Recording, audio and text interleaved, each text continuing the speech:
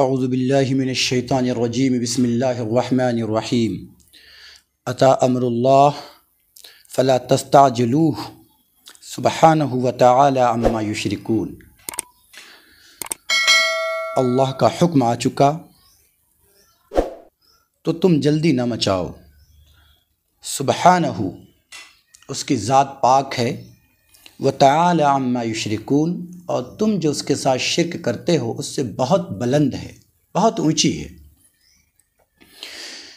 ये सूरह नहल है। नहल के माने शहद की मक्खी के आते हैं।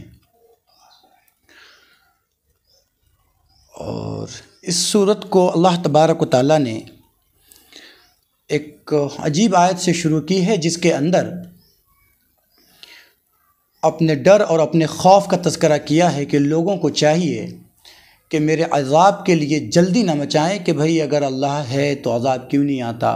वह ये न सोचें कि हम अगर नाफरमानी कर रहे हैं और वाकई अगर अल्लाह तबारक व तआला हमको पकड़ करना चाहता तो क्यों नहीं पकड़ता है, क्यों हमें अज़ाब आकर नहीं घेर लेता।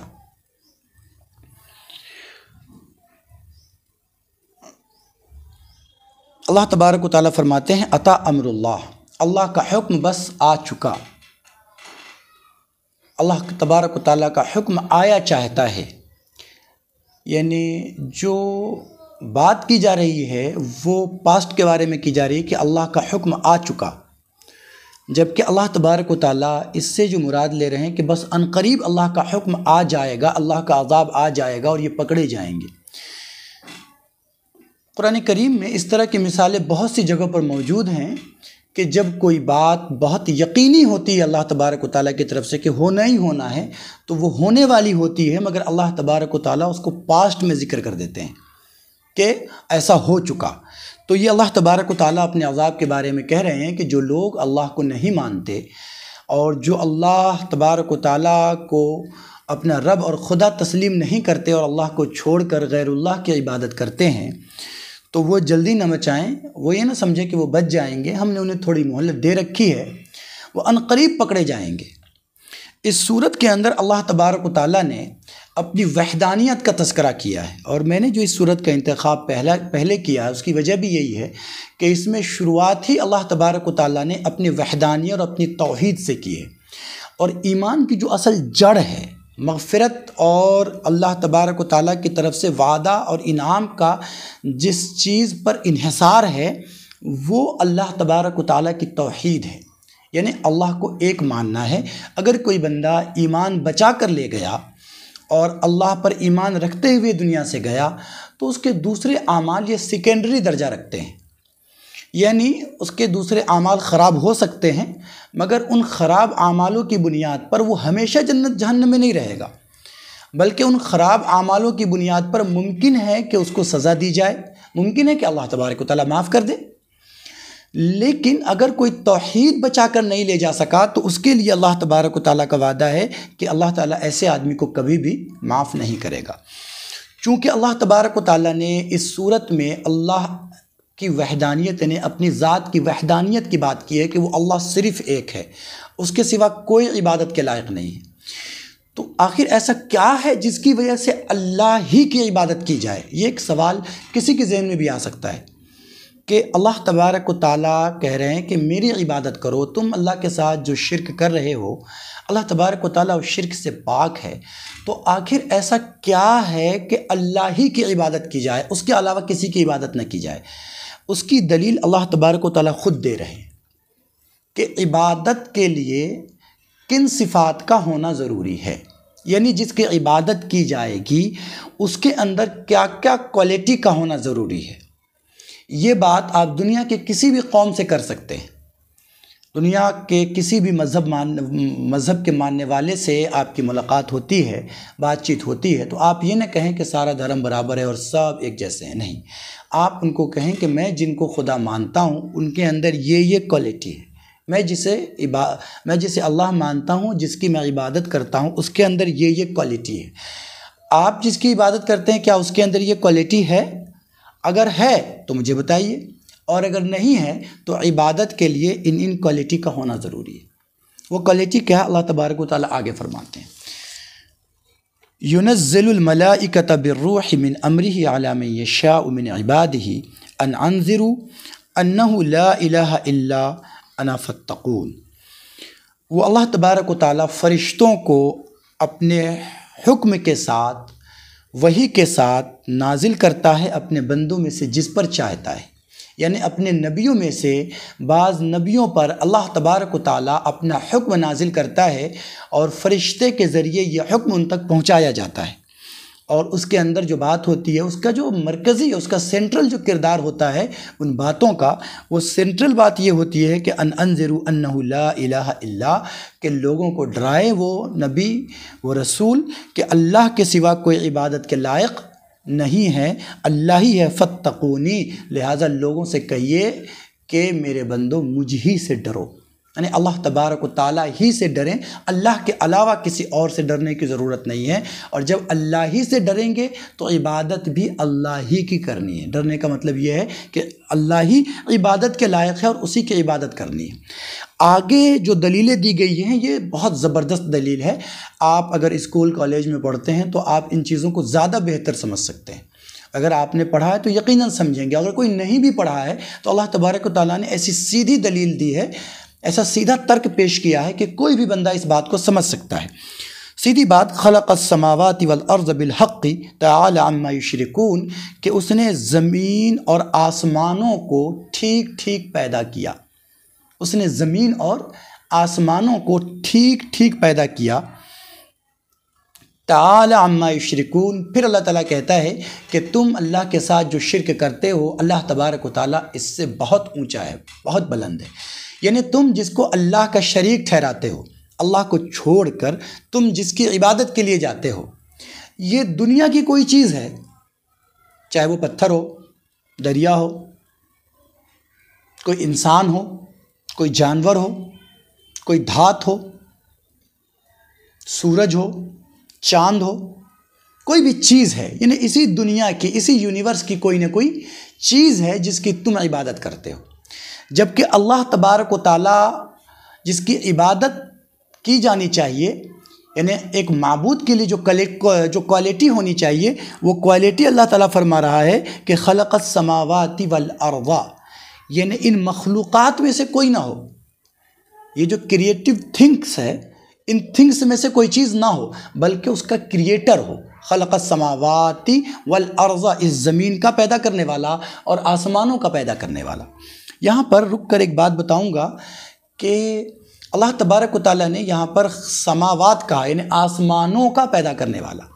और आप लोग इस बात को अच्छी तरीके से जानते हैं कि हम जिस प्लानेट पर हैं ये बहुत छोटा सा प्लानेट है, बहुत छोटा सा प्लानेट है। हमारा जो यूनिवर्स है वो बहुत ज़्यादा फैला हुआ है, बहुत दूर तक फैला हुआ है। और इस यूनिवर्स के असरार से अभी तक साइंटिस्ट हकीकी तौर पर वाकिफ़ नहीं हो सके। अभी ये इनके रुमूज़ असरार तक पहुंच नहीं सके। तो ये जो अल्लाह तबारक व तआला ने आसमानों को पैदा किया, तो यहाँ पर अल्लाह ताला ने ये नहीं कहा कि एक आसमान को पैदा किया है, यानी यूनिवर्स के तमाम चीज़ों को पैदा किया। अब देखें कि जो हमारा यूनिवर्स है इसके अंदर हज़ारों गैलेक्सीज़ हैं, जिसको आप जानते हैं कि हज़ारों गैलेक्सीज़ हैं। उन हज़ारों गैलेक्सी में हमारा एक गैलेक्सी मिल्की वे, एक गैलेक्सी का हिस्सा मिल्की वे, और उस गैलेक्सी के अंदर बहुत से स्टार हैं, सितारे हैं, जिसके साथ बहुत सारे प्लैनेट मिले हुए हैं। और उस एक मिल्की वे के एक सूरज के एक हिस्सा हैं हम। गैलेक्सी के एक मिल्की वे के एक सूरज के एक प्लैनेट के एक हिस्सा हैं हम। अल्लाह तबारक व तआला ने सिर्फ हमें पैदा नहीं किया, या इस दुनिया की किसी चीज़ को, चाहे वो पत्थर हो, चाहे वो दरख्त हो, चाहे वो कोई इंसान हो, जैसा कि ईसा अलैहिस्सलाम को ईसाई लोग खुदा मानते हैं, उज़ैर अलैहिस्सलाम को यहूदी लोग खुदा मानते हैं या अल्लाह का बेटा मानते हैं। तो या जो दूसरी कौमें हैं, जो हम जिस मुल्क में जी रहे हैं, इस मुल्क की जो कौमें हैं, वो पत्थरों में खुदा देखती है, वो हवाओं में, दरियाओं में खुदा देखती है, पहाड़ों में, दरख्तों में खुदा देखती है। तो अल्लाह तबारक व तआला फरमा रहे हैं कि जिसकी इबादत की जाएगी उसकी क्वालिटी ये होनी चाहिए कि वो ज़मीन ही नहीं बल्कि आसमानों का, पूरी यूनिवर्स का पैदा करने वाला हो। मालूम ये हुआ कि जिसने यूनिवर्स को पैदा किया है उसकी इबादत की जाएगी, वो जो यूनिवर्स का हिस्सा है उसकी इबादत नहीं की जाएगी। तो अल्लाह तबारक व तआला ने कहा खलक़स समावाति वल अर्ज़ बिल हक़्क़ि तआला अम्मा युशरिकून। अल्लाह तबारक व तआला ने इसलिए कहा कि मेरी इबादत करो क्योंकि वह इबादत के लायक है। क्यों? खलक़स समावाति वल अर्ज़, उसने आसमानों और ज़मीन को पैदा किया दुरुस्तगी के साथ, ठीक ठीक। तआला अम्मा युशरिकून, तुम जिन चीज़ों को उसके बराबर लाकर ठहराते हो और कहते हो कि इसकी भी इबादत और इसकी भी पूजा होनी चाहिए, ये उससे बहुत बुलंद चीज़ हैं। ये अल्लाह तबारक व तआला की ज़ात उससे बहुत बुलंद बाला और आला है। इसलिए कि तुम मखलूक जो पैदा किया गया है, क्रिएटिव थिंग्स है, उसकी तुम इबादत करते हो। और अल्लाह तबारक व तआला कहता है कि क्रिएटर की इबादत करो, और हक़ भी यही है कि जो क्रिएटर है उसकी इबादत की जानी चाहिए। आगे और अल्लाह तबारक व तआला दलील देते हुए कहते हैं जो किसी भी इंसान को समझ में आ सकती है, खलक़ल इंसान मिन नुत्फ़ा फ़इज़ा हुवा ख़सीमुम मुबीन, कि इंसान को अल्लाह तबारक व तआला ने एक नुत्फ़े से पैदा किया, एक क़तरे से पैदा किया, यानी कि क़तरे से पैदा किया। फ़इज़ा हुवा ख़सीमुम मुबीन, और जब अल्लाह तबारक व तआला ने इसको वजूद बख्श दिया, जब इसको ज़िंदगी दे दी, तो ये झगड़ालू हो गया, ये अल्लाह के बारे में उलझने लगा, झगड़ने लगा। अल्लाह तबारक व तआला ने इस आयत के अंदर बहुत इख्तिसार के साथ कहा है, दूसरी जगहों पर इसको तफसील के साथ बयान किया है। ये कुरान करीम के सच्चे होने के दलीलों में से एक बहुत मजबूत दलील है। आपसे अगर कोई कहे कि अल्लाह तबारक व तआला ही की इबादत क्यों करे, या कुरान ही सच्ची किताब कैसे है, या इस्लाम ही सच्चा दीन कैसे है, तो आप ये मोटी बात उठाकर कह सकते हैं कि आज से 1400 साल पहले क्या कोई ऐसी मशीन मौजूद थी, कोई थर्मामीटर, कोई सोनोग्राफी ऐसी थी जिसके ज़रिए बच्चा के पैदा होने के प्रोसेस का पता चल सके? कि पहले जब बच्चा पैदा होता है तो वो मनी की शक्ल में होता है, फिर उसके अंदर कीटाणुज होते हैं, फिर वो खून का एक लोथड़ा बनता है, और फिर उस लोथड़े को अल्लाह तबारक व तआला गोश्त के लोथड़े में तब्दील करते हैं, और फिर उसके अंदर अल्लाह तबारक व तआला हड्डियाँ पैदा करते हैं, और फिर उसके अंदर धीरे धीरे जान डालते हैं, और फिर उसके अंदर हार्ट बीट शुरू होता है। तो ये सारा प्रोसेस आज के वक्त में सोनोग्राफी के ज़रिए, दूसरी मशीनों के ज़रिए पता चलता है। लेकिन आज से 1400 साल पहले ऐसी कोई मशीन मौजूद नहीं थी, साइंस ने इतनी तरक्की नहीं की थी कि वो बच्चे के पैदा होने के प्रोसेस को जान सके।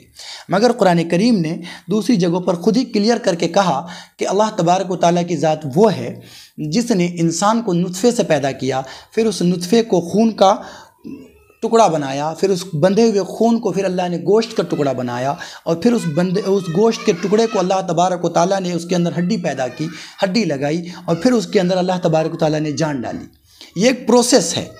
आप जब मेडिकल फील्ड में काम करने वाले लोगों से मालूम करें तो वो कहेंगे कि भाई 3 महीने साढ़े या 2.5 महीने तक पहुँचते पहुँचते तब उस बच्चे के अंदर हार्ट बीट शुरू होती है। उसके पहले हार्ट बीट वगैरह 40 दिन तक तो कुछ भी नहीं होता। तो ये प्रोसेस आज जाकर, ये जो तरक्कियों के बाद मालूम हो रहा है, लेकिन ये प्रोसेस अल्लाह तबारक व तआला ने आज से 1400 साल पहले ही नबी अकरम सल्लल्लाहु अलैहि वसल्लम को बता दिया, और हुजूर अकरम सल्लल्लाहु अलैहि वसल्लम ने उसी वक्त इस प्रोसेस को दुनिया वाले के सामने रख दिया था। तो अल्लाह तबारक व तआला फरमाता है खलक़ल इंसान मिन नुत्फ़तिन फ़इज़ा हुवा ख़सीमुम मुबीन, के इंसान को अल्लाह तबारक व तआला ने एक नुत्फ़े से पैदा किया, फ़इज़ा हुवा ख़सीमुम मुबीन, तो जब अल्लाह तबारक व तआला ने उसे बना दिया तो वो झगड़ालू हो गया। वल अनआम खलक़हा लकुम फ़ीहा दिफ़्उन व मनाफ़िउ व मिन्हा ताकुलून, और अल्लाह तबारक व तआला ने सिर्फ इंसान ही को पैदा नहीं किया बल्कि अल्लाह तबारक व तआला ने जानवरों को भी पैदा किया। वल अनआम, जानवरों को भी पैदा किया, लकुम फ़ीहा दिफ़्उन, उसके अंदर तुम्हारे लिए जाड़े का सामान भी पैदा होता है। आज के ज़माने में साइंस ने बड़ी तरक्की कर ली है, तो आज के वक्त में मुख्तलिफ़ किस्म के कपड़े और कतान वगैरह बनाए जाते हैं, लेकिन दुनिया एक ज़माने तक करोड़ साल तक इस तरह से ज़िंदगी गुजारती रही है कि सर्दी वगैरह में उसने बचने के लिए जानवरों की खाल का इस्तेमाल किया है, या जानवरों के जिस्म के रूई का इस्तेमाल किया है। यानी भेड़ वगैरह के ऊपर या दूसरे जानवर के ऊपर जो बाल होते हैं जो मोटे, उसका कंबल वगैरह बनता है, और आज भी बनता है और आला क्वालिटी का समझा जाता है वो। या उसका जो लेदर है वो आज भी आला क्वालिटी का समझा जाता है। आप देख लें कि भाई लेदर के जो जैकेट्स होते हैं वो दूसरे जैकेटों के मुकाबले में बहुत महंगे लेदर की जो चीज़ें मिलती हैं, ख़ासतौर से जाड़े वगैरह में इस्तेमाल करने के लिए, तो सारी की सारी जो जैकेटें होती हैं वो एक तरफ, मगर जो लेदर की चीज़ होती है वो अकेले एक तरफ। अल्लाह तबारक व तआला ने कहा वल अनाम खलक़हा लकुम फ़ीहा दिफ़्उन, कि अल्लाह तबारक व तआला ने सिर्फ इंसान ही नहीं बल्कि जानवरों को भी पैदा किया, और जानवरों के अंदर अल्लाह तबारक व तआला ने तुम लोगों के लिए मुख्तलिफ़ किस्म के फ़ायदे रखे हैं। उन फ़ायदों में से सीधा एक फ़ायदा तो ये है जो हर एक को मिलता है, वो ये है कि जाड़े से बचाव का सामान होता है। वह मनाफ़िउ, और उससे अलावा दूसरे किस्म के ये मुनाफ़े हैं, मतलब दूध निकालते हो उससे, उसको बेच कर पैसे कमाते हो। कुछ जानवर ऐसे हैं कि उससे अंडे खाते हो। तो लकुम फ़ीहा दिफ़ुन व मनाफ़िउ, कि तुम्हारे लिए उसके अंदर जाड़े का सामान है, और वो मनाफ़े और दूसरे नफ़ा की चीज़ भी मौजूद है। व मिन्हा ताकुलून, और बहुत से जानवर वो हैं जिसको तुम खुद खाते हो, यानी जिसको तुम इनडायरेक्टली इस्तेमाल नहीं करते बल्कि डायरेक्टली इस्तेमाल करते हो। तो अल्लाह तबारक व तआला ने ये दलील इस बुनियाद पर सीधी सीधी दी कि कोई भी बंदा इतनी बात समझ सकता है कि वो जिसने इंसानों को पैदा किया, फिर उसका जो प्रोसेस है उस प्रोसेस से गुजारा, जिसने ज़मीन को पैदा किया, इस पूरे यूनिवर्स को पैदा किया, जिसने जानवरों को पैदा किया, फिर इंसानों को उससे फ़ायदा पहुँचाया, तो इबादत के लायक वही है, उसी की इबादत होनी चाहिए। यानी क्रिएटर की इबादत होनी चाहिए, क्रिएटिव थिंग्स की इबादत नहीं, जिसको पैदा किया गया है उसकी इबादत नहीं की जाए। लकुम फ़ीहा जमालुन हीन तुरिहून व हीन तसरहून, के इन जानवरों को अल्लाह तबारक व तआला ने जो तुम्हारे लिए पैदा किया है, इसके अंदर तुम्हारे लिए जिस वक्त तुम इन्हें चराने के लिए ले जाते हो, लाते हो, तुम्हारे लिए खुशी और फ़ख्र का सामान भी है कि जिसके पास ज़्यादा होता है। अगर किसी के पास 100 घोड़े हो तो जाहिर बात है कि वो सीना चौड़ा करेगा कि मेरे पास 100 घोड़े हैं। यानी आज के वक्त में किसी के पास अगर 10 गाड़ियाँ हों तो जाहिर बात है वो फूले नहीं समाता कि मैं 10 गाड़ी मेंटेन करता हूँ।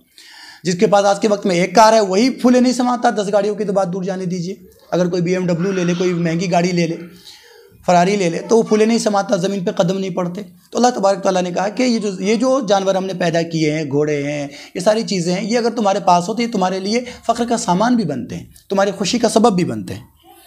व तहमिलु अस्क़ालकुम इला बलदिन लम तकूनु बालिग़ीही इल्ला बिशिक़्क़िल अनफ़ुस, और ये जानवर एक शहर से दूसरे शहर तक तुम्हारा बोझ उठा कर ले जाते हैं। ऐसे शहरों तक ले जाते हैं जहां तुम अपनी जान को जोखम में डाले बिना, परेशानी में डाले बिना अपना सामान नहीं पहुंचा सकते। आज के वक्त में जब ज़माना बहुत तरक्की कर चुका है, क्रेन हैं और दूसरी चीज़ हैं, दूसरी मशीनें हैं, दूसरी गाड़ियां हैं, जिसके ज़रिए हेलीकॉप्टर के ज़रिए सामान यहाँ से वहाँ मुख्तलिफ़ जगहों पर पहुँचाया जाता है। आज भी ये जानवर सामान मुख्तलिफ़ जगहों पर पहुँचाने का काम आते हैं, बार बर्दारी का काम करते हैं। पहाड़ी इलाके में ख़ास तौर से ये जानवर, ऊँट है, खच्चर है, गधे हैं, ये पहाड़ी इलाके में सामान को उठाकर पहाड़ों पर चढ़ने के काम आते हैं, और आज भी ये यूज़फुल होते हैं। जंगलों के अंदर जहाँ गाड़ियाँ अमूमन नहीं जा पाती और जहाँ हेलीकॉप्टर की जिसकी इस्तिताअत नहीं है, मुल्की पैमाने पर या हुकूमती पैमाने पर काम नहीं होता है, आदमी इंडिविजुअली काम करता है, तो ऐसी जगहों पर यही जानवर हैं जहाँ गाड़ियाँ नहीं पहुँच पाती है, वहाँ से सामान उठाकर लाकर आबादी तक पहुँचाते हैं ताकि इंसान उससे फ़ायदा उठा सके। व तहमिलु अस्क़ालकुम इला बलदिन लम तकूनु बालिग़ीही इल्ला बिशिक़्क़िल अनफ़ुस, कि ये तुम्हारे बोझ उठाकर ऐसे शहरों तक ले जाते हैं जहाँ तुम अपनी जान को परेशानी में डाले बिना नहीं पहुँच सकते। इन्ना रब्बकुम लरऊफ़ुर रहीम, बिलाशुबा तुम्हारा रब बहुत ज़्यादा शफ़क़त करने वाला, रहम करने वाला है। क्योंकि अगर अल्लाह तबारक व तआला ने ये जानवर न पैदा किए होते और उसके अंदर ये सिफत न रखी होती कि तुम्हारी बात मान कर वो बोझ उठा कर लाएँ, जैसा कि शेर है, चीता है, जाहिर बात है कि ये बोझ नहीं उठाएंगे, ना इसकी फितरत में अल्लाह तबारक व तआला ने ये बात रखी है। तो अगर ऐसे जानवर अल्लाह ने पैदा नहीं किए होते, जिसकी फितरत में, जिसकी नेचुरलिटी में ये बात न रखी होती कि ये बोझ उठाए, लोगों की बात माने, उनके इशारों पे चलें, तो इंसानों की ज़िंदगी आज के वक्त में भी बहुत से इलाक़ों में बहुत मुश्किल हो जाती थी। वल खैल वल बिगाल वल हमीर लितरकबूहा व ज़ीना व यख़लुक़ु मा ला तालमून, और अल्लाह तबारक व तआला ने घोड़े और खच्चर और गधे पैदा किए ताकि तुम उस पर सवारी भी करो और ये तुम्हारे लिए खुशी और फ़ख्र का सामान भी हो। क्योंकि घोड़े अगर किसी के पास हो, घोड़े की सवारी वाकई मर्दों की सवारी है कि घोड़े पर जब बंदा बैठता है तो उसकी एक अलग वजाहत होती है। और घोड़े की सवारी की बात अजीब है। आप अगर किसी कार पर बैठे हुए हैं, किसी हादसे के शिकार हो जाएं, कोई फ़र्क नहीं पड़ता। लेकिन अगर आप घोड़े पर बैठे हुए हैं और आप किसी हादसे के शिकार हो जाएं, तो अल्लाह तबारक व तआला ने घोड़े के अंदर ये खुसूसियत रखी है कि अगर उसका मालिक गिर गया वहाँ पर और वो मालिक को ना उठा सका, तो वो घोड़ा वापस आ जाता है। और वापस कहाँ आकर ठहरेगा? जहाँ से उसे ले जाया गया था, यानी वो अपने घर पर आकर ठहरेगा, अपने खूंटे पर आकर ठहरेगा, अपने अस्तबल में आकर ठहरेगा। और लोग समझ जाएंगे कि इसके मालिक को कहीं ना कहीं कोई हादसा पेश आ गया है। फिर अगर उस पर बैठकर उस घोड़े को उसी रास्ते पर डाल दिया जाए, तो जहाँ पर वो मालिक को छोड़ कर गया था, वापस वहीं पर जाकर खड़ा होगा वो। तो ये खूबी दुनिया के तो किसी सवारी में मौजूद नहीं है। आज आप लाख GPS का इस्तेमाल करके पता लगा लेते हैं कि भाई फ़लाँ जगह पर फ़लाँ आदमी मौजूद है या फ़लाँ जगह पर फ़लाँ चीज़ है, ट्रैक किया जा सकता है। लेकिन सवारी खुद आकर बता कर जाए, ऐसा कोई सिस्टम तो मौजूद अभी भी नहीं है। वअलल्लाहिल क़स्दुस सबील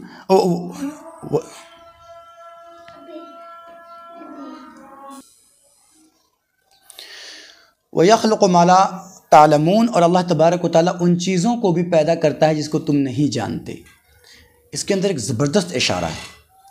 जो लोग भी मेडिकल साइंस के फील्ड से हैं वो ये जानते होंगे कि स्पेस के अंदर हर लम्हा कोई ना कोई स्टार बनता रहता है, सितारा बनता रहता है, गैसेस जमा होते रहते हैं और नए नए सितारे, नए नए प्लैनेट्स वजूद में आते रहते हैं। यानी हमारा जो यूनिवर्स है ये ऑलरेडी फैल रहा है, मुसलसल फैल रहा है।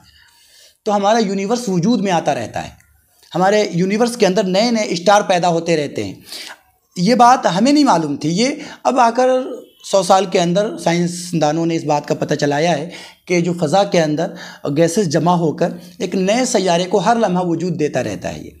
ये खुद ब खुद नहीं हो रहा है। अल्लाह तबारक व तआला ने आज से 1400 साल पहले ही कह दिया कि वयख़्लुक़ु मा ला तालमून, कि अल्लाह तबारक व तआला उन चीज़ों को भी पैदा करता है जिसको तुम नहीं जानते। अब ये सोचिए कि स्पेस के अंदर लाखों नहीं अरबों खरबों सितारे हैं जिसको हम नहीं जानते।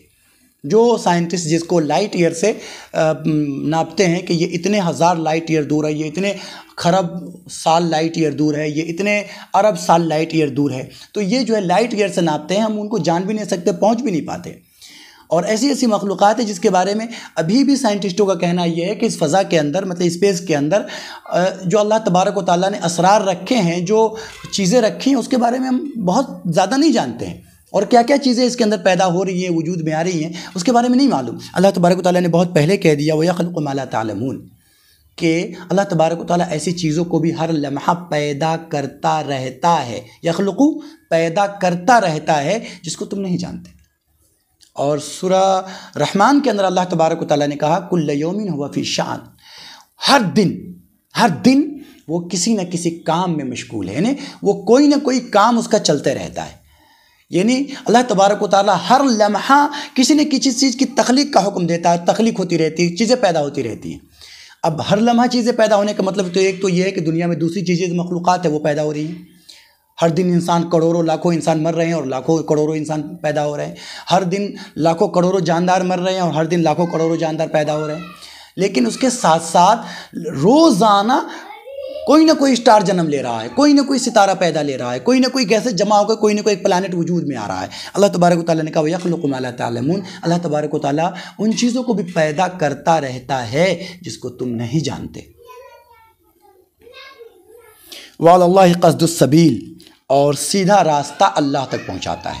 इन सारी चीज़ों में जब तुम गौर करोगे तो सूरत हाल ये होगी कि तुम अल्लाह तबारक व तआला तक पहुँच सकोगे।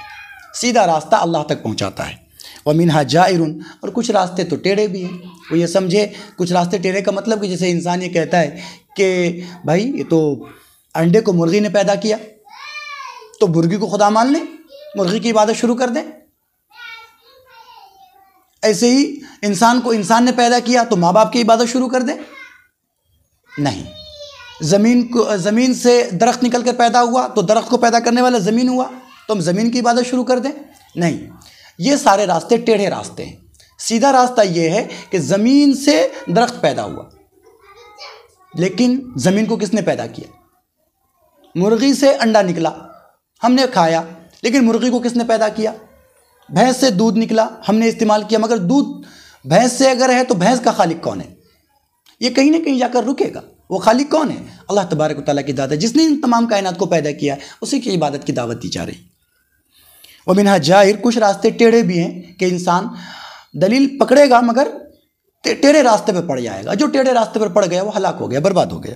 वलो शाअ लहदाकुम अजमईन, और अल्लाह तबारक व तआला अगर चाहता तो उसके इख्तियार में था, वो सब कुछ चाहता हिदायत दे देता, लेकिन नहीं, हिदायत इतनी सस्ती नहीं है। अल्लाह तबारक व तआला ने हिदायत उन लोगों के लिए रखी है जो हिदायत हासिल करना चाहें। हुवल्लज़ी अंज़ला मिनस्समाइ माअन लकुम मिन्हु शराबुन व मिन्हु शजरुन फीहि तुसीबून। देखिए ये अगली दलील है, दो दलीलें दी। ऊपर पहली दलील ये दी कि उसने आसमानों को और ज़मीन को पैदा किया, लिहाजा आसमान और ज़मीन की पैदा की हुई कोई चीज़ इबादत के लायक नहीं हो सकती। दूसरे नंबर पर कहा अल्लाह तबारक व तआला ने कि इंसानों को पैदा किया, एक प्रोसेस भी बताया उसका कि इन प्रोसेस के ज़रिए अल्लाह तबारक व तआला ने इंसानों को पैदा किया। दो मोटी मोटी चीज़ें बताई तख्लीक के हवाले से। तीसरी चीज़ अल्लाह तबारक व तआला ने कही कि उन चीज़ों को भी पैदा करता है जिन चीज़ों को तुम जानते ही नहीं, जहाँ तक तुम्हारी पहुँच अभी नहीं हो सकी है और होगी भी नहीं। और चौथी चीज़ अल्लाह तबारक व तआला कह रहे हैं हुवल्लज़ी अंज़ला मिनस्समाइ माअ, वही ज़ात है, वही अल्लाह है, इबादत के लायक वही है जिसने आसमान से पानी, यानी आसमान का मतलब ऊपर से जिसने पानी नाजिल किया। आसमान का मतलब ये नहीं कि कोई जाके कोई छत होगी ऊपर, नहीं, आसमान का मतलब ऊपर, अल-फौक, ऊपर। तो जिसने ऊपर से आसमान से अल्लाह तबारक व तआला ने पानी नाजिल किया, जिसने पानी नाजिल किया, उतारा ने बारिश, वही इबादत के लायक है। और वो पानी कैसा नाजिल किया? लकुम मिन्हु शराबुन, उस पानी को तुम पीते भी हो। और ये दुनिया के लोग जानते हैं कि बारिश से जो पानी निकले ये डिस्टिल वाटर बिल्कुल छना हुआ पानी है। अगर डायरेक्ट उसको फ़िज़ा में रोक लिया जाए, ज़मीन पे न गिरने दिया जाए, तो दुनिया में जितने भी बोर और जितने भी फ़िल्टर्स हैं, इन सारे फ़िल्टरों से सबसे बेटर पानी है। इतना बेहतरीन फ़िल्टर दुनिया की कोई मशीन नहीं कर सकती कि अगर बारिश हो रही हो और पानी को ऐसे हवा में रोक लिया जाए, मतलब पानी को हवा में कैच कर लिया जाए, बाल्टीन वगैरह बांध के ऐसे उसमें कचरे न पड़ने दिया जाए, तो जो बारिश का पानी नाजिल हो रहा है ये दुनिया का सबसे बेस्ट फ़िल्टर पानी है।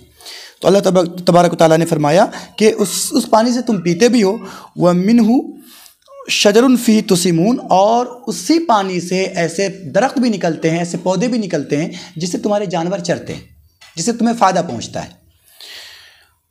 और उसी पानी से अल्लाह तबारक व तआला ये काम भी करता है कि युम्बितु लकुम बिही अज़्ज़रअ वज़्ज़ैतून वन्नख़ील वलअनाब व मिन कुल्लि समरात। उस पानी से तुम पीते भी हो, उसी पानी से पौधे और दरख्त उगते हैं, निकलते हैं, पैदा होते हैं, जिससे तुम्हारे जानवर चरते हैं। उसी पानी से अल्लाह तबारक व तआला तुम्हारे लिए फल पैदा करता है, फ्रूट पैदा करता है, खेतियाँ पैदा करता है, इंजीर पैदा करता है, अंगूर पैदा करता है, खजूर पैदा करता है। दो चार के नाम बता दिए, मिन कुल्लि समरात, ये दो चार ही नहीं बल्कि सारे के सारे जो फल है वो इसी एक पानी से पैदा होता है। यहाँ पर एक बात और समझने की है कि अल्लाह तबारक व तआला फरमाते हैं इन्न फ़ी ज़ालिका लआयातिन लिक़ौमिन यतफ़क्करून, इसके अंदर निशानियाँ हैं ऐसे लोगों के लिए जो इन चीज़ों में गौर व फिक्र करते हैं। गौर व फिक्र कैसे करें, मैं आपको बताता हूँ कि अगर आप खाना बना रहे हैं तो खाने में अगर आप नमक डालेंगे तो जाहिर बात है वो खाना मीठा नहीं होगा, नमकीन होगा। और ऐसे ही अगर कुछ पका रहे हैं और उसके अंदर आप अगर शक्कर डालें तो वो खाना मीठा होगा, नमकीन नहीं होगा। ऐसे ही अगर खाने में कोई कलर डालें तो अगर आप लाल कलर डालेंगे तो वो खाना लाल होगा, हरा नहीं होगा। और अगर उसके अंदर कोई हरा कलर डाल दें तो खाना हरा होगा, पीला नहीं होगा। दो तीन कलर डालें तो सारा मिक्स के एक अलग खिचड़ी बनेगी, वो एक अलग बात है। लेकिन एक ही कलर अगर डाला जाए तो उसका जो कलर बनेगा वो एक ही बनेगा, अलग अलग नहीं बनेगा। और ऐसे ही अगर एक ही तरह का की चीज़ उसके अंदर डाली जाए, जैसे शक्कर डाली जाए या नमक डाला जाए, तो वो चीज़ या तो नमकीन बन जाएगी या मीठी बन जाएगी। ये दोनों मिक्स करके डालिएगा तो एक अलग बात है, एक अलग चीज़ पैदा होगी, उससे एक अलग मज़ा होगा उसका। लेकिन कोई एक चीज़ अगर डालें तो एक ही तरह की चीज़ पैदा होगी। अल्लाह तबारक व तआला इस एक पानी से, जो आसमान से पानी नाजिल करता है, इस एक पानी से अल्लाह तबारक व तआला इंसान को पीने का भी देता है, इंसान उससे पीता भी है, उसका एक अलग मज़ा है। फिर उसी पानी से अल्लाह तबारक व तआला ज़मीन से पौधे पैदा करता है, दरख्त निकलते हैं, पौधे निकलते हैं, खेतियाँ निकलती हैं। और उस एक पानी से निकलने वाले दरख्तों का मज़ा अलग है। आप किसी दरख्त के पत्ते को चबा कर देखिए तो कड़वा है, किसी दरख्त के पत्ते को चबा कर देखिए तो नमकीन है, किसी दरख्त के पत्ते को चबा के देखिए तो वो कसीला है, किसी दरख्त के पत्ते को चबा के देखिए तो मीठा है। तो एक ही पानी है, मटेरियल एक है, मगर दरख्त के पत्तों का जो मज़ा है वो अलग अलग है। और आगे बढ़ें कि एक ही पानी है, मटेरियल एक है, मगर तमाम दरख्त के पत्तों का कलर भी अलग अलग है। उसी एक पानी से किसी का जो निकलता है वो हरा निकलता है, किसी का गहरा हरा निकलता है, किसी का हल्का हरा निकलता है पत्ता, किसी फल के पत्ते लाल हैं, किसी फल के पत्ते पीले हैं, किसी फल के पत्ते ब्लू हैं। जैसे कि एक ही पेड़ है, उस पेड़ के अंदर फूल का पेड़ है तो उसका पत्ता हरा है और उसका फूल लाल है, किसी का फूल पीला है, किसी का फूल ब्लू है, किसी का फूल कोई और कलर है, सफ़ेद है। तो मटेरियल एक है। आप अगर खाना बनाते हुए एक कलर डालेंगे तो एक ही कलर निकलेगा, उसमें से अलग अलग कलर नहीं निकलेगा। मगर अल्लाह तबारक व तआला की ये कुदरत है। अल्लाह तबारक व तआला इसके अंदर कह रहे हैं कि इन्न फ़ी ज़ालिका लआयातिल लिक़ौमिन यतफ़क्करून, बिलाशुबा इसके अंदर निशानियाँ हैं उन लोगों के लिए जो गौर व फिक्र करते हैं। गौर व फिक्र करने वाले लोगों के लिए निशानियाँ हैं, क्योंकि इसके अंदर जब बंदा गौर करेगा कि मटेरियल एक है लेकिन चीज़ें अलग अलग निकल रही हैं, कलर अलग अलग, मज़ा अलग अलग, अलग अलग साइज़, अलग अलग तासीर, अलग अलग। जाहिर बात है तासीर भी अलग है। आप अगर अनार खा रहे हैं तो उससे खून बनेगा, सेब खा रहे हैं तो ताकत होगी, अखरोट खा रहे हैं तो उसमें दिमाग में ताकत पहुंचेगी, बादाम खा रहे हैं तो जिस्म में ताकत होगी। तो कलर अलग, मज़ा अलग, उसकी तासीर अलग, मटेरियल एक है। दुनिया के अंदर कोई ऐसी मैन्युफैक्चरिंग मशीन नहीं है कि एक ही मटेरियल डाली जाए, एक ही मटेरियल डाला जाए और सारी चीज़ें अलग निकले उससे, बिना किसी और मिक्सिंग के। दुनिया में तो मुख्तलिफ़ चीज़ के केमिकल्स डालते हैं ना, लेकिन नहीं, हमारी ये चीज़ें हैं ये मुख्तलिफ़ केमिकल डालने की वजह से मुख्तलिफ़ मज़ा बनाती हैं या मुख्तलिफ़ रंग बनाती हैं। मगर अल्लाह तबारक व तआला की ये कुदरत है कि वो एक तरह का पानी नाजिल करता है, बारिश का पानी, और इस एक तरह के पानी से जो मटेरियल निकलता है, जो चीज़ें पैदा होती हैं, जो वजूद में आती हैं, उसमें सारी चीज़ें डिफरेंस होती हैं। फल का रंग अलग, फूल का रंग अलग, पत्ते का रंग अलग, मज़ा अलग, उसकी तासीर अलग, सारी चीज़ें अलग अलग हैं। अच्छा, एक बात और ये है कि आज के ज़माने में साइंस ने आकर बड़ी तरक्की की है। तो साइंस को ये बात पता चली कि ज़मीन से नीचे से पानी बादल उठाकर ले जाता है, यानी साइकिलिंग होती है कि धूप की वजह से पानी भाप बनकर ऊपर उड़ता है, फिर ऊपर बादल की शक्ल में वो जमा होता है, गैसेस की शक्ल में जमा होता है, और फिर वो जमा होने के बाद फिर वो एक ख़ास टेम्परेचर के बाद जो है बारिश की शक्ल में ज़मीन पर गिरता है। वो बारिश के कतरे कतरे होते हैं, वो कतरे इतनी तेज़ी से गिरते हैं कि लगता है कि धार गिर रहे। तो ये बहुत बाद के बाद साइंस ने इस बात की तहकीक की। अल्लाह तबारक व तआला ने बहुत सी जगहों पर कुरान करीम में इस साइकिलिंग का तज़किरा किया है। जाहिर बात है कि कुरान करीम के सच्चे होने की एक दलील ये भी है, इस्लाम के सच्चे होने की एक दलील ये भी है, अल्लाह तबारक व तआला के रब होने की एक दलील ये भी है कि अल्लाह तबारक व तआला ने आज से 1400 साल पहले ही दुनिया वालों को इन साइंस की तरक्की से पहले ही बता दिया था कि ये साइकिलिंग है, कि बादल पानी को उठा कर लेकर जाएंगे और ऐसे इलाके से उठा कर लेकर जाएंगे जहाँ पानी मौजूद होगा, और ऐसे इलाके में भी जाकर बरसेंगे जहाँ पानी मौजूद ना हो। यानी पहाड़ी इलाके में, समुद्री इलाके से पानी उठा और पहाड़ी इलाके में ले जाकर बरसा दिया। तो ये जो साइकिलिंग है, इस साइकिलिंग का तज़किरा अल्लाह तबारक व तआला ने खुद कुरान करीम के अंदर कर रखा है। इन्न फ़ी ज़ालिका लआयातिन लिक़ौमिन यतफ़क्करून, इन सारी चीज़ों के अंदर निशानियाँ हैं उन लोगों के लिए, ऐसे लोगों के लिए जो गौर व फिक्र करते हैं। वसख़्ख़र लकुमुल लैल वन्नहार वश्शम्स वल्क़मर वन्नुजूम मुसख़्ख़रातुम बिअम्रिही, और अल्लाह तबारक व तआला ने रात को और दिन को और सूरज को और चाँद को एक काम पर लगा दिया है, एक टारगेट लगा दिया है कि इस हिसाब से इसको चलते रहना है, इस हिसाब से इसको वर्क करते रहना है। ज़माना गुज़र गया, अरबों साल खरबों साल गुज़र गए, लेकिन आज तक इनमें से किसी ने भी अपने चाल और अपनी रफ्तार से बगावत नहीं किया। जैसे अल्लाह तबारक व तआला ने लगा दिया वैसे ही चल रहा है।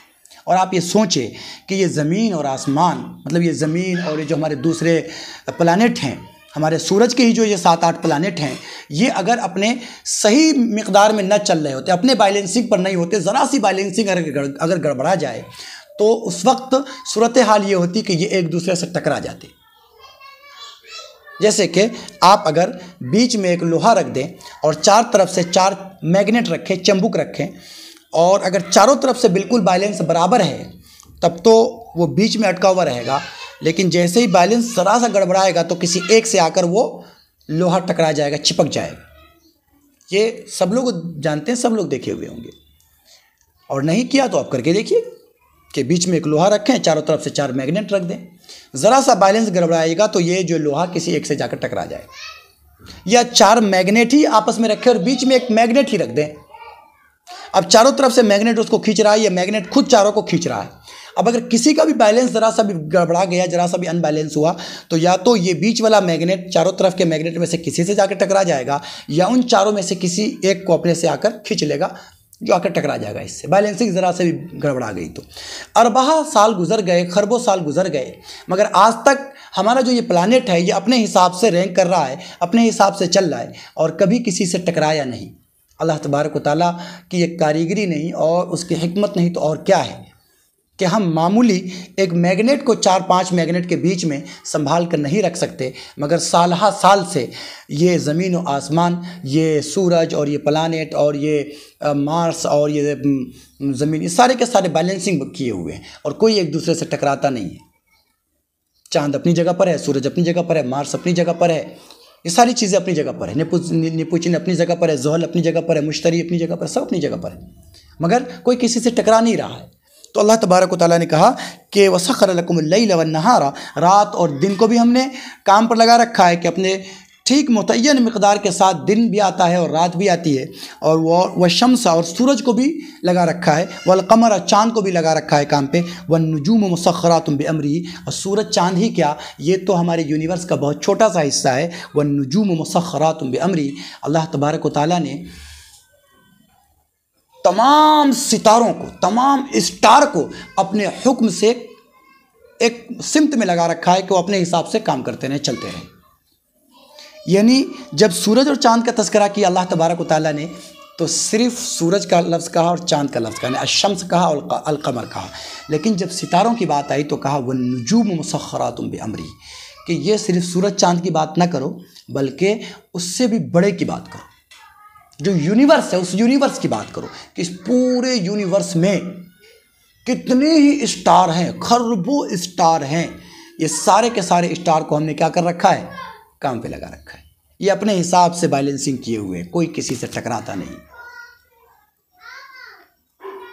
इन्न फ़ी ज़ालिका लआयातिन लिक़ौमिन याक़िलून, इसके अंदर निशानियां हैं उन लोगों के लिए, ऐसे लोगों के लिए जो अक़ल रखते हैं। यहाँ पर बहुत मज़ा आया जब इस आयत पर मैं पहुँचा कि इन्न फ़ी ज़ालिका लआयातिन लिक़ौमिन याक़िलून, के इसके अंदर अक़ल रखने वालों के लिए, अक़लमंदों के लिए निशानियाँ हैं। ज़ाहिर बात है कि ऊपर की जो दलीलें थी कि ज़मीन को, कि अल्लाह तबारक व तआला ने इंसानों को पैदा किया और पानी बरसाया और उससे फल निकाले, इसमें गौर फ़िक्र करने वाले कोई भी बंदा समझ सकता है कि भाई हाँ, जिसने इन सारी चीज़ों को पैदा किया उसकी इबादत की जानी चाहिए। ये जो अगली बात है कि ये जो सारे सितारे हैं और आसमां कहते हैं, चाँद है और सूरज है, ये सारी की सारी चीज़ें हैं, तो इसके अंदर गौर व फिक्र कौन कर सकता है? अब बताएं कि यूनिवर्स के बारे में किसको मालूम है? सारे लोगों को तो मालूम है नहीं। जो लोग इसके बारे में पढ़ते हैं, जो लोग इसके बारे में रिसर्च करते हैं, उन लोगों को इसके बारे में मालूम है, उसको इसके असरार मालूम है, उसको इसके अजायबात मालूम है। तो अल्लाह ताला ने कहा कि इन्न फ़ी ज़ालिका लआयातिन लिक़ौमिन याक़िलून, जो लोग अक़ल रखते हैं, जो लोग पढ़े लिखे, जो लोग रिसर्च करना जानते हैं, जो लोग इन चीज़ों की जानकारी रखते हैं, उन लोगों के लिए इन यूनिवर्स के अंदर भी निशानियां मौजूद हैं कि वो अल्लाह तबारक व तआला की इबादत करने के लिए इन चीज़ों को देख कर पलते हैं। वमा ज़रअ लकुम फ़िल अर्ज़ि मुख़्तलिफ़न अलवानु, देखिए अल्लाह ताला ने खुद उसका तज़किरा कर दिया कि तुम जो ज़मीन के अंदर बोते हो, जो पिकाते हो, ज़मीन में दाना डालते हो ताकि उससे कुछ निकले, मुख़्तलिफ़न अलवानु, उसकी रंगत अलग अलग है, सबकी रंगत एक जैसी नहीं है। मटेरियल एक है, एक दाना डाला, कलर अलग अलग है। इन्न फ़ी ज़ालिका लआयातिन लिक़ौमिन यज़्ज़क्करून, जो लोग भी हिदायत हासिल करना चाहे, सीधा सीधा इसके अंदर हिदायत है कि बंदा ज़मीन के अंदर एक चीज़ डालता है और उसके अंदर से डालता कुछ और निकलता कुछ और है। ये कौन पैदा करता है? एक छोटा सा बीज जिसको अगर किसी मिट्टी से अगर ज़ोर से मारा जाए तो टूट जाता है, ख़राब हो जाता है, लेकिन उस बीज को जब मिट्टी के अंदर डाल देता है बंदा तो वो ज़मीन का सीना फाड़ के धीरे धीरे धीरे धीरे धीरे धीरे ऊपर आ जाता है। अब सोचिए कि एक बड़े से पत्थर से अगर एक इतने बड़े पौधे को दबा दीजिए तो टूट जाएगा, है ना? इतना नरम पौधा होता है, लेकिन इतना नरम पौधा निकलता कहाँ से है? ज़मीन को धीरे धीरे फाड़ के फाड़ के फाड़ के फाड़ के जगह बना के तब ऊपर आता है। अल्लाह ताला फरमाते हैं कि इसके अंदर ज़रा सी गौर व फिक्र करने वाले, ज़रा सी समझने वालों के लिए नसीहत मौजूद है। हुवल्लज़ी सख़्ख़र अल-बहर लिताकुलू मिन्हु लहमन तरिया, वही ज़ात है जिसने तुम्हारे लिए समंदर को मुसख्खर कर दिया, समंदर को तुम्हारे अंडर में कर दिया। लिताकुलू मिन्हु लहमन तरिया, ताकि तुम उससे ताज़ा गोश्त खाते हो, मछलियों का शिकार करते हो और मछलियाँ खाते हो। वस्तख्रिजू मिन्हु हिलिया, और उससे ज़ेवर निकालते हो।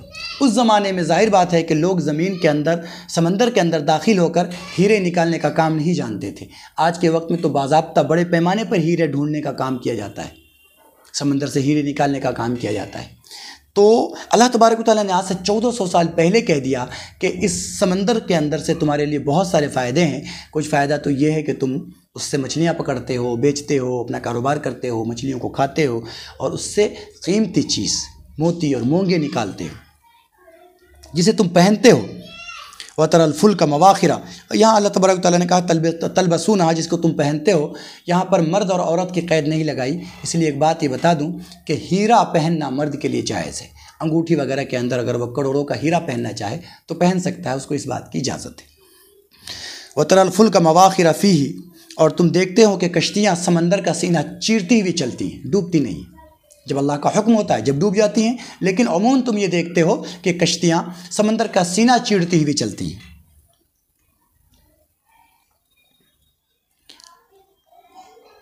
वलितब्तगू मिन फ़ज़लिही वलअल्लकुम तशकुरून, ताकि तुम अल्लाह का फ़ज़ल समंदर के अंदर तलाश कर सको, यानी मछलियाँ पकड़ सको, ज़ेवर और उसके अंदर से हीरे निकाल सको।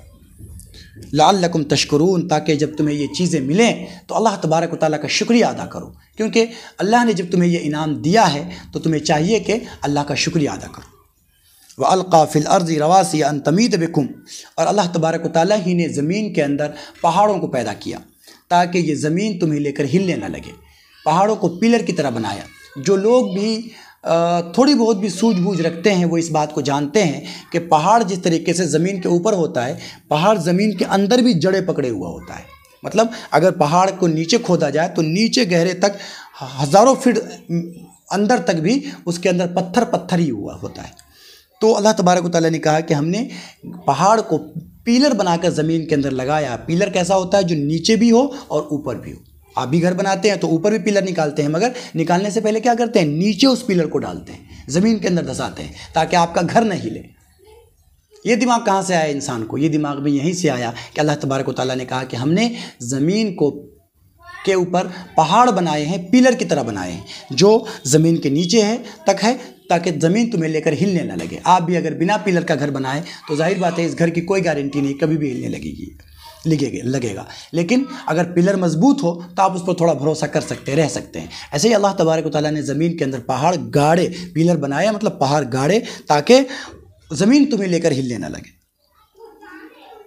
व अनहारन व सुबुलन लअल्लकुम तहतदून, और अल्लाह तबारक व तआला ने इसके अंदर नहरें बनाई, नहरें जारी की और रास्ते बनाए। लअल्लकुम तहतदून, ताकि तुम रास्ता हासिल कर सको, हिदायत हासिल कर सको। अब अगर पूरी ज़मीन सोचे कि चटियल मैदान होती, एक लेवल होती ज़मीन, कहीं पे झाड़ नहीं, कहीं पे पहाड़ नहीं, कहीं पे नदी नहीं, नाला नहीं, तालाब नहीं, तो इंसान का चलना और फिरना मुश्किल हो जाता, यहाँ से वहाँ सफ़र करना मुश्किल हो जाता।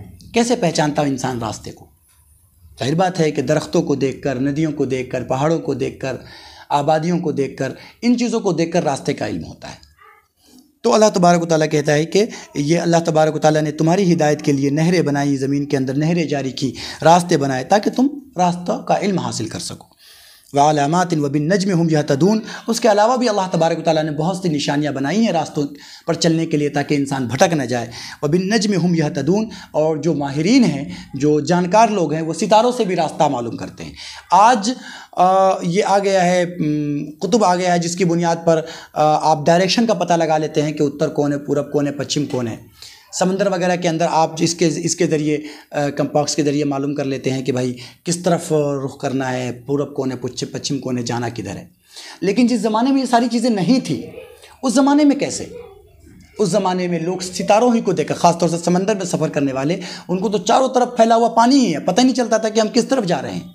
तो रात में सितारों को देखकर, स्टार्स को देखकर वो पता लगाते थे कि हम किस सिमत में जा रहे हैं और हमें किस सिमत में जाना चाहिए।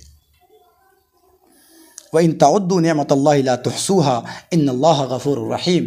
अल्लाह ताला फरमाता है कि सच्ची बात तो ये है कि अल्लाह ताला ने अपनी चंद नेमतों का यहाँ तज़किरा कर दिया है, वरना अल्लाह की नेमतों को अगर तुम गिनती करना चाहो तो गिनती नहीं कर सकते। अल्लाह की नेमत को अगर तुम शुमार करना चाहो तो शुमार कर ही नहीं सकते। इन्नल्लाह लगफूरुर रहीम, बिलाशुबा अल्लाह तबारक व तआला मग़फ़िरत करने वाला, रहम करने वाला है। वल्लाहु यअलमु मा युसिर्रून व मा युअलिनून, और अल्लाह तबारक व तआला जानता है जो तुम दिल में रखते हो और जो जिन चीज़ों को तुम ज़ाहिर कर देते हो। यानी अगर हिदायत की इन बातों को सुनकर और हिदायत की इन चीज़ों को देख कर भी तुम हिदायत कबूल ना करो, या अगर ऊपर के मन से कहो कि हाँ आप सही कह रहे हैं, ठीक ही कह रहे हैं, मगर दिल के अंदर बात हो कि ऐसा थोड़ी होता है, यह हमें मानना थोड़ी है। अल्लाह तबारक व तआला फरमाते हैं कि जिसने पूरे यूनिवर्स को पैदा किया, क्या वो इतनी बात नहीं जानेगा कि तुम्हारे दिल के अंदर क्या है? सो खूब समझ लो कि तुम दिलों के अंदर जो बात छुपाते हो, अल्लाह तबारक व तआला उसको भी जानता है, और जो तुम जाहिर कर देते हो, कह देते हो, अल्लाह ताला उससे भी वाकिफ़ है। अमवातु वल्लज़ीना यदऊन मिन दूनिल्लाहि ला यख़्लुक़ून शैअन व हुम युख़्लक़ून। सच्ची बात आ गई, और कि अल्लाह के अलावा जिन चीज़ों की पूरी दुनिया वाले इबादत करते हैं, पूरी दुनिया के कोई भी मज़हब के मानने वाले हो, किसी भी धर्म को मानने वाले हो, किसी के सामने झुकने वाले हो, अल्लाह को छोड़कर किसी के सामने झुकने वाले हों, अल्लाह तबारक व तआला फरमाता है कि अल्लाह के अलावा तुम जिसकी भी इबादत करते हो, ला यख़्लुक़ून शैअन, इन लोगों ने किसी भी चीज़ को पैदा नहीं किया। सूरज चाँद तो बहुत दूर की बात है, मामूली एक मक्खी का पैदा कर देना इनमें से किसी के इख्तियार में नहीं है। तुमको पैदा करना तो बहुत दूर की बात है, तुम अपनी बात ही जाने दो, तुम तो रब का शाहकार हो। अल्लाह ने जितनी मखलूक़ात पैदा की हैं उसमें अल्लाह तबारक व तआला ने तुमको बहुत नाज व नखरे से बनाया है, तुम्हें तो बड़े दिल से बनाया, तुम्हें तो बड़ी अज़मतों से बनाया, बड़ी अज़मतों से नवाजा। अपने जिस्म के अंदर कभी गौर करके देखो कि इतनी नसें फैली हुई है तुम्हारे जिस्म के अंदर जो गिनती नहीं की जा सकती। इतने सेल्स डाल रखे हैं कि पूरी दुनिया को लपेटा जा सकता है इस सेल्स के ज़रिए। पूरे जिस्म के अंदर रगों का एक ऐसा जाल फैला हुआ है कि दुनिया के जंगल कम पड़ जाएं। तो तुम अपनी बात तो करो ही ना, तुम अल्लाह के अलावा जिसके सामने झुकते हो, जिसको तुम रब मानकर पुकारते हो, ये इन लोगों ने किसी चीज़ को पैदा नहीं किया, इनका दर्जा तो तुमसे कमतर है, तुम्हारे मुकाबले में तो इनकी कोई हैसियत ही नहीं है। इन सारी चीज़ों को तो हमने तुम्हारे खिदमत के लिए पैदा किया था कि तुम उससे फ़ायदा उठाते। वल्लज़ीना यदऊन मिन दूनिल्लाह, जो लोग अल्लाह के अलावा दूसरे को की इबादत करते, दूसरे को पुकारते हैं, ला यख़्लुक़ून शैआ, इन लोगों ने किसी चीज़ को पैदा नहीं किया। व हुम युख़्लक़ून, सच्ची बात यह है कि ये खुद पैदा किए गए हैं, ये पहाड़ खुद पैदा किए गए हैं, ये ईसा अलैहिस्सलाम खुद पैदा किए गए हैं, ये उज़ैर अलैहिस्सलाम खुद पैदा किए गए हैं, जिनको ये लोग खुदा का बेटा कहकर उनकी इबादत करते हैं। ये नदियाँ, ये नाले, ये पत्थर, ये दरख्त, ये जानवर, ये सब के सब तो अल्लाह तबारक व तआला ने पैदा किए हैं। तो जिन चीज़ों को पैदा किया गया तुम उसकी इबादत करते हो, उसकी इबादत करो जिसने इन सारी चीज़ों को पैदा किया है। वहुम युख़्लक़ून, ये सारी चीज़ें तो खुद पैदा की गई हैं। अमवातुन गैरु अहया, और सच्ची बात यह है कि ये सारी चीज़ें मुर्दा हैं, और आज मुर्दा नहीं तो कल मुर्दा हो जाएंगी। किसी इंसान की इबादत करते हो तो वो मर चुका, उज़ैर अलैहिस्सलाम की इबादत करते थे उन्हें खुदा कहकर, तो उज़ैर अलैहिस्सलाम को मौत आ गई। ईसा अलैहिस्सलाम को खुदा का बेटा करके इबादत करते हैं, अल्लाह ताला उनको मौत दे देगा। जितनी भी जानदार की तुम इबादत करते हो ये सारी चीज़ें मर जाएंगी एक दिन, और जो चीज़ें ऐसी जानदार नहीं हैं, जैसे पत्थर है, दरिया है, तो ये खुद ब खुद मरे हुए हैं, डेड है ये, तो ये भी खुद डेड चीज़ें हैं, मरी हुई चीज़ें हैं। तो मरी हुई चीज़ों के सामने तुम जिंदा होकर झुकते हो। अल्लाह तबारक व तआला फरमाता है अमवातुन गैरु अहया, कि ये तो मरी हुई चीज़ें हैं, ये ज़िंदा नहीं हैं। वमा यशऊरून अय्यान युबअसून, और बहुत सारे इल्म की बात तो जाने दीजिए, यूनिवर्स की बात तो जाने दीजिए, दुनिया की बात तो जाने दीजिए, मार्स की बात तो जाने दीजिए, इन्हें इतनी खबर भी नहीं है कि ये मरने के बाद दोबारा कब जिंदा किए जाएंगे या कब मौत आएगी, उन्हें इसकी भी खबर नहीं है। जो इतनी बात न जानता हो कि उसका वजूद कब ख़त्म हो जाएगा।